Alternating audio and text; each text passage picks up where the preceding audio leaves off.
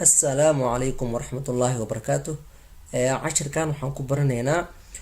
waxa loo yaqaano acute inflammation and outcomes. waxa Soomaalida dhahdo caabuqa ama waxyaalaha jirka isbedelka isla markii uu sameeyo dhaawac haduu soo gaaro ama infection uu ku dhaco iyo inflammation kaas waxa uu ku dambeynaayo macnaha hadii inflammation okay jirkii wax yar busmaara ku duray oo kale isla markii jirka muxuu sameeynaa inflammation marka inflammation kaas gabagabadiisa maxay tahay cashirkan ayaan ku baran doonaa soo marka inflammation san hore usoo sheegnay waa isbedel oo degdeg ah oo jirka bini'aadamka uu sameeyo haddii wax dhaawac uu soo gaaro ama weerar lagu soo qaado oo virus ama bacteria ay kusoo qaadaan ama masmoor haddaa ku istaagtid ama qodax haddaa isku durtid isla markii marka waxa dhacaya waxay tahay in xididadii jirka oo meeshii oo waxa iskaga durtay ama masmoor uu ku duray isla markii in oo constriction ay sameeyaan oo diameter of blood vessels inay yaraadaan si dhiig loo joojiyo haddii dhiig bax uu ku hayo oo kale marka isla markii taas ay u dhacdo waxaa ku xiga in xididadii dhiigga ay furmaan oo ay weynaadaan si loo yareeyo socoshada dhiigga taas sababta loo sameynayo waxay tahay marka immune cells-ka macnaha waa unugyada cadcad ee dhiigga ka difaaca bacteriyada iyo viruska iyo waxaas si ay ugu suurta gasho in ay u dulmaraan endothelial cells waxaa waaye unugyada oo dul yaala xididada dhiigga macnaha ku dul wareegsan ayaa waxaa loo yaqaana endothelial cells kuwaas ay isqabsadaan kuwaasoo u suurtagelinaya in labo endothelial cells dhexdood ay isku soo ciriiriyaan oo ay kasoo dhex baxaan si bacteriyada iyo waxyaalaha wasaqda ah ee jirkaaga soo dhexgalay ay ayaga dhan u cunaan oo ay kaaga difaacaan marka isla markii calaamadaha lagu arko had inflammatory marka waxaa kamid ah meeshii inay ku gaduudato gacantaada haddii waxar oo xataa scratch isku samaysa is xoqdid waa aragtay gacanta isla markii way gaduudinaysaa taas waxaa keenaya marka dhiiggii oo isla markii meesha kusoo batay oo xididadii dhiig oo balaartay oo kusoo shubmay si lamid ah swelling macnaa inuu meeshii ay kusoo bararto xanuun inuu ku qabto kuleel inuu ku qabto in aad dhaqaajin weysid waxyaalahaas dhan waa calaamada lagu garto inflammation marka waxa keenaya waxay tahay proteins macnaha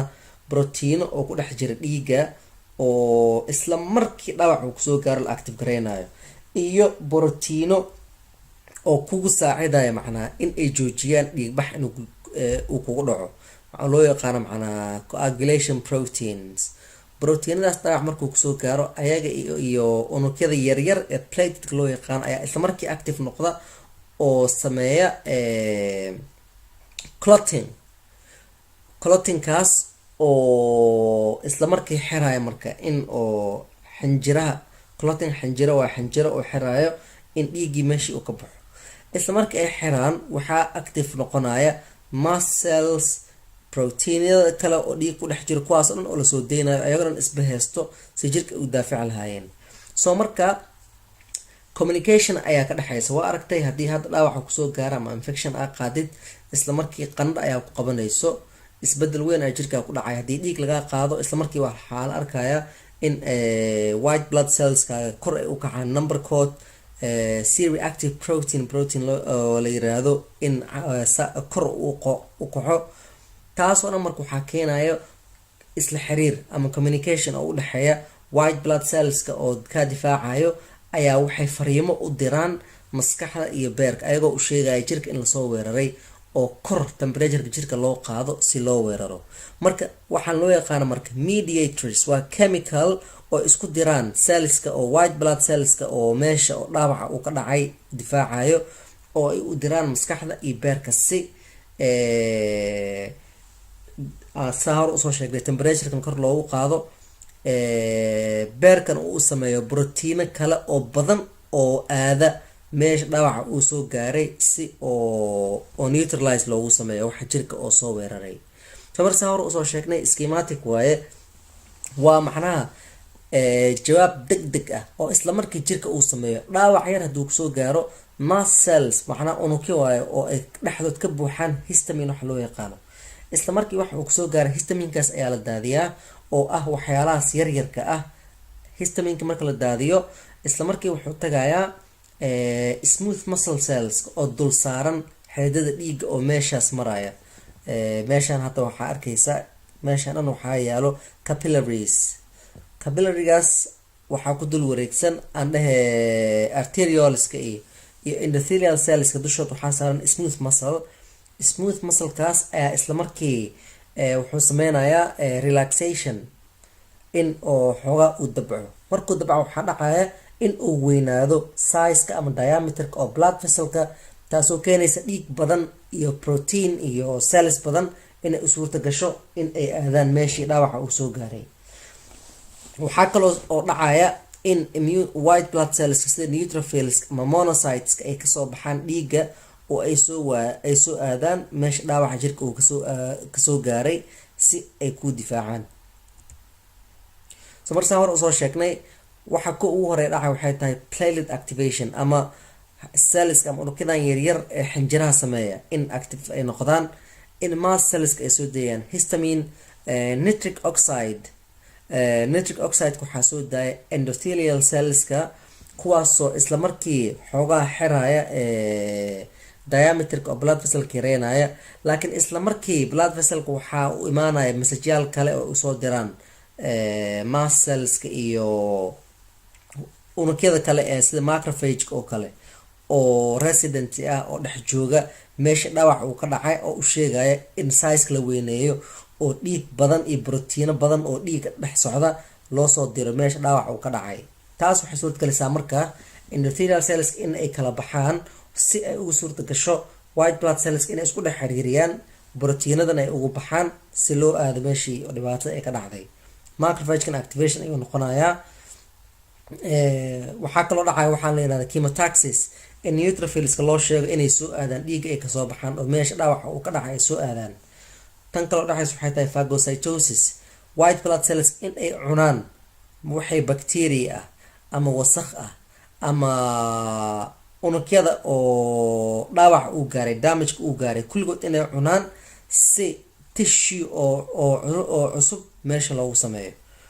marka kale marka waxaa dhacaya markii waxay dhan meesha la nidaamiyo in xidido kale oo dhiig oo cusub ay sameysmaan oo meeshii lagu sameeyo. marka inta taas aysan dhicin labo step waay marka mid loo yaqaano vascular phase iyo cellular phase. vascular phase waxaa dhacayo xididadii oo weynaado oo badiyo in oo leaky ay noqdaan macnaa dhexdood in ay ka dhex baxaan white blood cellska. waxaa raaco waxa loo yaqaano cellular phase. cellular phase waxaa waaye markii unugyada white blood cellska ay bilaabaan in ay ka dhex baxaan dhiigga oo ay aadaan meeshii jirka dhaawac uu soo gaaray si ay u nadiifiyaan waxay bacteria joogay ama waxay dhaawac uu soo gaaray oo unugya ah meesha ugu nadiifiyaan. marka saan usoo sheegnay meeshan waxaa arkaysaa marka hadda endothelial cells, laba endothelial cells oo labada gees ka xiga iyo neutrophil ama monocyte aan dhahe oo labada cell dhexdood squeezing ku sameynaya macnaa isku dhex xiriirinaya. waxay bedelaysaa shapekood taasoo u suurtagelinayo cytoskeleton ama microtubules oo sizekood shakligood u isbedelayo oo u suurtagelinaya marka in oo laba cell oo endothelial cell ah dhexdood ay kasoo baxaan. taasina waxaa keenaysa brotiino oo loo yaqaano integrins, ICAMs oo loo yaqaano intercellular adhesion molecules oo isqabsanayo endothelial cellska iyo neutrophilska ama monocyteka oo suurtagelinayo inay baxaan. marka in oo white blood cellska meesha ay ka dhex baxaan waxaa u suurtagelinaya marka waxay tahay waxa loo yaqaano chemokine concentration. chemokine waxaa waaye chemicals ay soo daayaan macrophageka iyo borotiinada kale ee jooga meesha dhaawac uu ka dhacay ayaa waxay usoo diraan chemical signal. habka ay ku gartaan waxay tahay signalka meesha ugu horeysa oo neutrophil uu yaalo waa yaryahay, markii uu sii socdo signalka waa sii badanaya, macnaha concentration gradient ayay sameeyaan. dama uu sii socdo hadda sawirkan arkaysid oo kalarada ah meesha ugu yar waxaa waaye curve oo kor usii soconayo. damo oo neutrophil ay sii socoto meesha ay kusii badan yihiin chemicalkaas ayay sii raacdaa, macnaha waxaa urinaysid oo kale waaye. haddii barfuum meel fog laga buufiyo qofka ugu meesh fog jooga macnaa wax yaraa gaaraya, laakiin hadduu soo socdo sankiis oo lasoo raaco waa sii badanaya oo meeshii laga buufiyey ama catarkii inuu usoo dhawaanayo. waa la mid marka white blood cellska waxay uriyaan marka ama dareemaan in chemicalskaas meesha ay ku badan yihiin ayay raacaan ilaa ay tagaan meesha oo dhaawaca uu ka dhacay. taas waxaa loo yaqaanaa chemotaxis, soo jiidasho oo chemical ah, macnaa soo jiidasho oo white blood cells soo jiidanayo oo la keenayo meeshii dhaawaca uu ka dhacay. markii meesha imaadaan waxaa dhacaya in la cuno bacteriadii iyo unugyada dhaawaca ay soo gaareen, taasoo ay sameynayaan marka neutrophilska, dendritic cellska iyo macrophageska. bacteriadiisa arkaysid colorkaas pinkiga ah, asaga dhan macnaha in lagu soo wareegsado ayaa la cunaa. waxay soo bixiyaan waxaa loo yaqaano pseudopods, kadibna engulfin ay ku sameeyaan, dhexday gashtaan. markii gudaha la gashto waxaa loo yaqaanaa phagosome, kadibna digestive enzymes oo ku dhex jiro white blood cellska ayaa wuxuu jajabiyaa bacteriadii. marka phagocytosis literal means waxay tahay cunitaan oo la cunaayo waxay jirka soo weeraray. taas marka waxaa saacido antibodies ama immunoglobulins, waxa waaye brotiino oo activation sameysmaan markii bacteria jirka ay soo gasho. antibodies marka waxaa waaye calaamadeen oo kale, waxay isdul saaraan bacteriadii ayagoo u sheegaya marka white blood cellska kaaleya waxaan aragnay maxana foreign substance oo bacteria oo jirka soo weerartay kaale cuna. white blood cells markay arkaan marka antibody oo calaamadeeyay bacteria oo u sheegay in waxaan uu yahay wax jirka halis u keeni karo in ay cunayaan. si lamid ah proteinada loo yaqaano complement oo ayagana calaamadeeya bacteriada, ayagana opsonization ay ku sameeyaan. opsonization kelmad oo Greek ah waay oo macnaheed uu yahay in shay oo la macayo xawaaji lagu daro oo kale. markii opsonization ay ku sameeyaan oo isdul saaraan bacteriadii, white blood cells ayagana waxaa ku dhacayo overdrive, macnaha in zaaid ay ugu macaato inay cunaan bacteriadii. laakiin waxaan macaan iska fasiraad waaye, laakiin meesha waxaa ka dhacayo chemical change, covalent bonds ay sameynayaan iyo change oo waxaa ku dhacaya shapekood oo chemical reaction ah ayaa suurtagelinaya oo ilaahay uu sameeyey. so marka chemical mediators macnaha chemicalyaalkan oo layskula xiriirayo oo mast cellska iyo macrophageka iyo complement ay soo diraan, qaar waxay ku dhex jiraan cellska ayagoo sameysan sida histamineka oo uu soo daaya mast cells, serotonin ay soo dayaan plateletska, lysosomal enzymes oo ku dhex jiraan neutrophilska iyo macrophageka. kuwa qaarne waxaa la sameeyaa markii dhaawac uu dhaco kadib, sida prostaglandinska iyo leukotrieska iyo kulli white blood cells dhan waa sameeyaan. sidoo kale beerka wuxuu soo deeyaa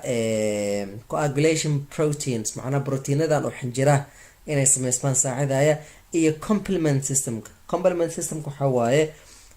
sida coagulation oo kale, proteino oo la active gareeyo,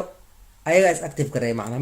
mid ayaa la active gareynaa, wuxuu sii active gareynaa mid kale. waa mar ayaan cashirka sameyn doonaa. waa brotiino cajiib ah oo jirka bani aadamka aad iyo aad u difaaca,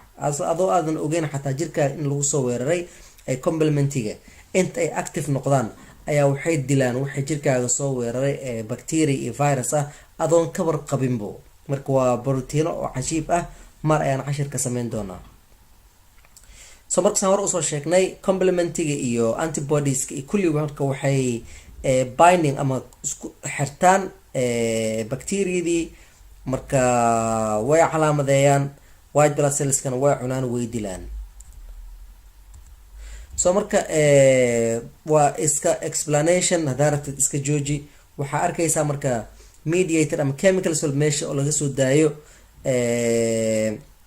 magaciisa waxa uu yahay iyo waxa uu qabto. for example histamine oo kale, isla markii dhaawac uu dhaco waxaa soo daaya mast cells iyo basophils oo ayagana white blood cells ah.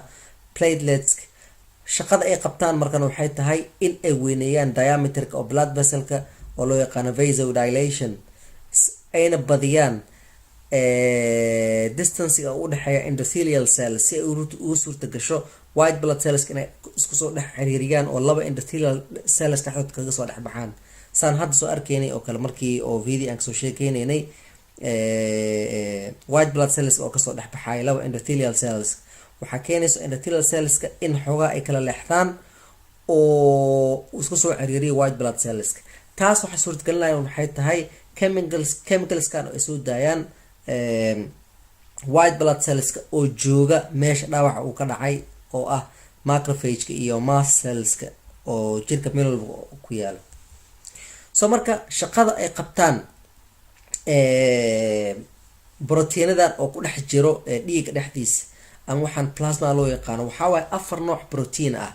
kuwa loo yaqaano kinin system oo xanuunka keena markii meel iska goosid oo kale, isla markii xanuunku qabanayo waxaa keena kinin systemka proteinadaas oo active noqda. waxaa kaloo lamid ah brotiinadan oo loo yaqaano fibrinolytic system oo ayagana jajabiya xinjiraha. coagulation system proteinadan oo la active gareeyo si xinjir ay u sameeyaan. iyo the complement system complementiga oo ah proteinada hadda aan kasoo sheekeynaynay oo immune cellska macnaha ah oo difaaca jirka markii oo ay soo weeraraan bacteria ama virus ama haddii ay dhiman rabto cell oo apoptosis ay sameyso. markasaan hor usoo sheegnayna waxyaalaha ugu muhiimsan waxay tahay histaminka iyo prostaglandinska, nitric oxide kuwaas oo dhan oo weyneeya diameterka oo xididada dhiiga,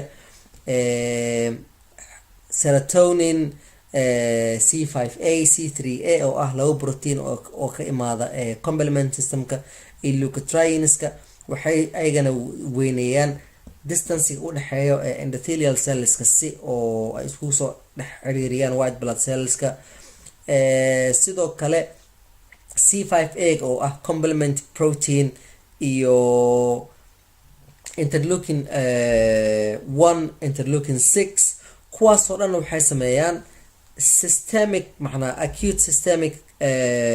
system symptoms inay soo saaraan macnaha qandhada iyo C-reactive protein kor in loo qaadan dhanna waxaa sameeyo C5a iyo C3a iyo waxaasoo dhan, iyo inay active gareeyaan sidoo kale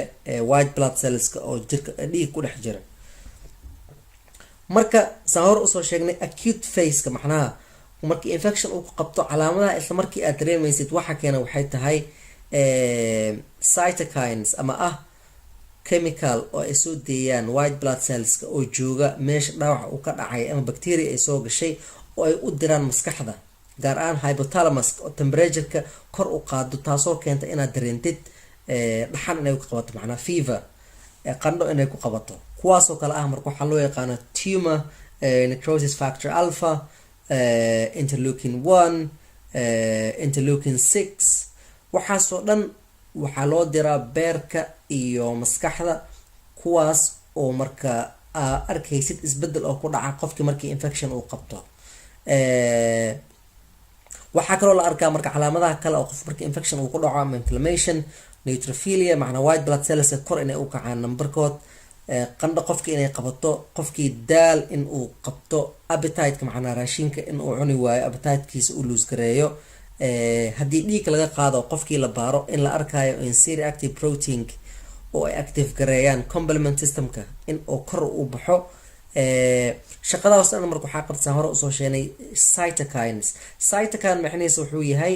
chemical oo laba cell isku diraan, communication oo kale macnaha cellkan ayaa wuxuu soo dayaa cytokine oo dhaawac uu ku dhacay fartaada oo kale ayaa dhaawac soo gaaray. cytokineka oo white blood cells oo fartaada joogo chemical ayaa waxay u diraan maskaxda iyo beerka iyo white blood cells oo dhiigga ku dhex jira u sheegayaan in dhibaato ay dhacday oo loo baahan yahay in la difaaco. maskaxda waxay sameysaa temperature kor inay u qaado, bone marrow meesha oo looga sameeyo white blood cells waxaa loo sheegaa in lasoo badiyo white blood cells badan lasoo sameeyo oo neutrophil oo kale ah. soo markaa hore usoo sheegnay fikirkan inflammation wuxuu yahay isla markii dhaawac uu dhaco si loo difaaci lahaa jirka. marka su-aashu waxay tahay see loo joojiyaa? arrintaasoo aad iyo aad muhiim u ah, sababtoo ah haddii inflammationka ama caabuqaas la joojin waayo cuduro badan ayaa ka dhasho oo chronic inflammation loo yaqaano. cuduro badan hadda oo sida oo hepatitis iyo myobacterium iyo rheumatoid arthritis, Crohn's disease, ulcerative colitis, asthma, cuduradaas oo dhan waxaa u sabab ah chronic inflammation, taasoo ah immune systemki ayaa wuxuu bilaabaya inflammationkii ma dhamaanayo marka si signal oo joojinaysa malaha waa iska soconaya jiraa ka imaanayso marka afar arrin ayuu ku dambeynaya inflammationkaas oo dhacay kan koowaad oo ah in dhaawac uu soo gaaray waxna uu isbedelay oo dhiiggii la zaa-idiyey oo white blood cells ay imaadeen resolution oo meeshii marka oo wasaqdii laga bixiyay bacteriadii la cunay oo cellskii dhintay meesha laga saaray xeedada dhiig oo cusub ay samaysmeen khalaas waa dhamaatay marka wuxuu noqonayaa sidii markii hore ahayd kan labaad waxay tahay in infection oo maqaar kar uu kasoo gaaray ama meel kasta oo jirka oo noqon karto in white blood cellskii ay infectionkii dhammeyn waayeen laakiin maxay sameynayaan abscess ama pus formation inay sameeyaan malax in ay dhex gasho meeshii white blood cells marka waxay sameeyaan waxay isku dul wareejiyaan malaxdaas kaasoo u baahanaya drainage in lagu sameeyo macnaha in la bujiyo oo drainage oo malaxdii laga soo saaro kan saddexaad oo dhalan kara waxay tahay marka in chronic inflammation aan dhamaaneynin white blood cellska ee maantanan waxay soo daayaan chemicaladii hadda aan soo sheegaynay oo loogu talagalay in la zaa-idiyo immune systemkii marka ma dhamaanayo waa iska soconaya maantanan cellska oo jirkaaga ku yaalo oo fiyow ayay dilayaan haddana waxay isku dayayaan xidado kale in la sameeyo haddana waa dilayaan cycle oo wuxuu noqonaya aan dhamaaneynin oo jirka dhibaato u keenayo sida rheumatoid arthritis oo kale hadda aan kasoo hadlaynay qaybta kale wuxuu yahay fibrosis in oo uu noqdo scar tissue qofkii oo haddii hadda waa aragtay qof oo mindi lagu jeexo korkiisa oo kale wejiga ama gacanta waxaa kasoo baxaya wax cadiin oo kale ah kaas ayaa loo yaqaana fibrosis kaasoo laakiin waxay dhibkiisa tahay useless waay haddii maqaarkaaga oo qurux badnaa oo meesha kugu yaalay maqaar oo elastic ah oo qurxan haddii lagu bedelo scar tissue waxa oo fool xun oo waxba qabaneynin waayo haddii beerka ama sambabada haddii uu kaaga dhacne meeshii aa ka neefsan lahayd oo alveoli ayaga waxaa lagu bedelayaa scar tissue useless marka wax faa-iida uu leeyahay malaha neefti makuu saacidayo haddii beerka uu yahayne shaqadii beerka uu qabanayay oo nadiifintii oo wasaqda jirka ah makuu qabanayo sababtoo ah waxaa lagu bedelay scar tissue oo waxba aan qabaneynin macnaa functional ma ah saa hor usoo sheegayna marka scar tissue waxa waaye repair laakiin repair oo waxa waaye oo muxuu ahaa tissuegii originalka ahaa uusan kusoo laabaneynin oo lagu bedelayo waxaan cadiinta oo kale ah iyo continuous inflammatory process macnaha in oo immune systemkii uusan istaageynin oo iska soconayo laba nooc marko inflammationka waay marka in resolution oo sidii hore jirkaaga oo markii hore inuu kugu soo laabto kan labaad in repair uu sameysmo oo lagu bedelo scar tissue oo saasuu ku dhamaado iyo kan saddexaad oo ah chronic inflammation oo dhamaaneynin oo iska soconayo saan hor usoo sheegnay oo cudurkan oo rheumatoid arthritis uu yahay xanuun iyo forever iska soconayo marka maxaa sababaya marka in inflammationka tissueyaasha qaar markii uu ku dhaco in oo macnaha oo resolution oo sidii hore uu kusoo laabto kuwa qaarna in scar tissue ay noqdaan waxay tahay marka tissue dhaawac kusoo gaaray haddii uu yahay tissue oo mar walbo oo la cusboonaysiinayo sida maqaarka oo kale ama cellskan oo line gareeya epitheliumka oo line gareeya gastrointestinal tract ama meeshan dhuuntan oo dheefshiidka ah mar walbo renewal ayaa lagu sameeyaa maalin walba renewal ayaa lagu sameeyaa sila mid ah maqaarkaaga marka haddii dhaawac uu soo gaaro isla markii anyway renewal lagu sameynayay immune systemkaaga sidii hore u ahaa ayuu kusoo laabanayaa stable tissue waxa waaye tissue oo sida caadiga ah aan macnaa renewal isku sameynin laakiin dhaawac hadduu soo gaaro awood u yeelan kara in renewal isku sameeyo kuwaasna waxaa ka mid ah beerka iyo kaliyaha laakiin waxaa jiro tissue oo jirka baniaadamka ku jiro oo sidii hooyadaa kugu dhashay maalintii lagu dhalay ilaa aa ka dhimatid aan renewal isku sameynin haddii uu kaa go-o waa kugu dhamaatay kuwaasoo ah marka muruqyada iyo nervous systemkaaga haddii nerve dhaawac uu kaa gaaro wax bedelaya malaha renewal ma isku sameynayo haddii muruq dhaawac uu kaa gaarane renewal ma isku sameynayo marka meesha dhaawac uu kaa gaaray haddii uu yahay gudaha oo deep oo masalkii dhaawac uu gaaray waxaa lagu bedelayaa connective tissue ama scar tissue oo waxba aan tareenin. marka resolutionkan saa hore usoo sheegnay marka waxaa waaye in sidii hore oo uu ahaa jirka uu kusoo laabto. repairkana waxaa waaye in scar tissue lagu bedelo jirkii. saa usoo sheeg marka sawirkan Wikipedia aad iyo aad ay u fiican yahay. wuxuu noo sheegayaa marka waxaa dhacaya markii dhaawaca jirka uu soo gaaro. waxaa arkaysaa within minutes markii dhaawac yar uu kusoo gaaro ama isku duul musmaar ama isxoqo, isla markii waxaa dhacayo coagulation, macnaha in xinjiro ay samaysmaan, xididadii wax yar vasoconstriction ay sameeyaan oo diameterkood uu yaraado, laakiin isla markii 10 daqiiqo kadibbo in vasodilation uu ku dhaco oo xididadii diameterkood uu weynaado, si wixii aan soo sheegaynay hadda oo lymphocyte iyo proteinadii ay u suurta gasho in gudaha meesha dhaawaca u garay ay aadaan. kadibna waxaa dhacayo neutrophils inay isla markii soo baxaan within 10 minutes 20 minutes ay bilaawaan. inflammationka ayaa bilaabanayo. so sawir aad iyo aad u qurux badan waayo, sababtoo ah wuxuu ku tusayaa waxa dhacaya macnaa within minutes ilaa sanooyin isbedelada oo inflammationka oo uu sameynayo. kan hoosena waxay tahay markii oo step oo kamid ah waa stepyaasha oo inflammationka ama healing process oo xidido dhiig oo cusub jir ku samaysmaayo. marsalkan waxaa arkaysaa si clearly xidido cusub oo samaysmaayo. sawirka hoose connective tissue cadiitiyad aan soo sheegayn oo kale waaye ee xidida ah. xididada marka dambe oo leydka ah waa la baabi'iyaa, meesha waxay noqonaysaa cadiin yar. fibrosiskan saa hor usoo sheegnay waxaa scar tissue ayaa lagu bedelayaa oo useless ah, waxba aan tareenin, oo original tissuegii uu ka baaba'ayo. kuwaasna marka ayagana chemicals kale ayaa sameeya repairkan oo loo yaqaano epithelium growth factor, fibroblast growth factor, platelet derived growth factor. marka saa arkaysid communication ayaa jirka macnaha oo aad iyo aad u weyn ayaa ka dhexeeya oo cellski ay kula xiriirayaan, ay iskula sheekaysanayaan. haye maxaan qabanaynaa, intaan sameynaynaa, inta xididaan dhigaynaa, inta waxaa istaagaya epithelial cell, macnaha language ay iskula xiriirayaan waayo. marka meeshan waxaa waaye sida ay malaxda ku samaysanto. infectionada qaar ayaa keena saan hore usoo sheegnay, kuwaasoo marka white blood cellska oo u suurtageli weyso in oo ay baabi'iyaan, laakiin waxay sameeyaan in oo isku dul wareejiyaan korkiisa si oo drainage qofkii loogu sameeyo ama scarring oo qofkii xataa uu noqdo haddii aan drainage lagu sameynin.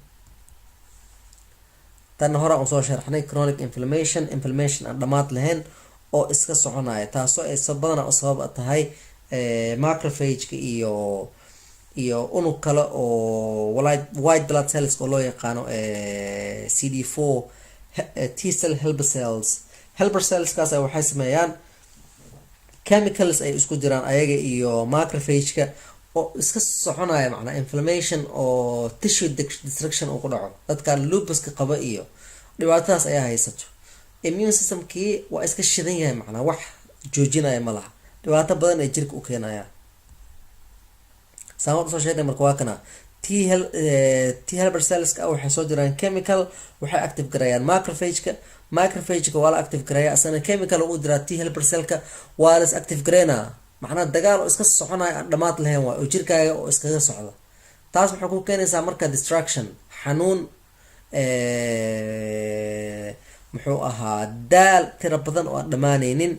tissue destruction in lafihii ama murqihii oo jirkaaga ay baaba'aan, taasoo uu keenay marka immune systemkan oo joogsan la. waa iska sawir kale oo na tusaaya in cudurkan oo gastric Soomaali ay u taqaano ama gastric ulcer waxaa lagu sheegaa pathophysiologigiisa, macnaha inuu yahay chronic inflammation. meeshii ayaa raysanaysa ama iskaarn isku bedelayso, haddana waa bilaabanaya asoon raysaneyn, haddana asoo healing sameyn rabo, haddana chronic, taasoo ay keenayaan markase hadda hore usoo sheegnay macrophage-ka iyo T cells oo chemical oo without oo non stop ah isku diraya oo aan dhamaad lahayn. markuu arkaysa marka inflammation inuu faa'iido weyn leeyahay oo jirkaaga isla markii uu difaacayo, laakiin haddii uu qaldamo oo signalkii ama chemicalskii la isku dirayay ay joogsan waayaan in ay noqonayso dhibaato oo jirkii qofku imaato oo inflammation iska soconaya uu isku bedeli karo.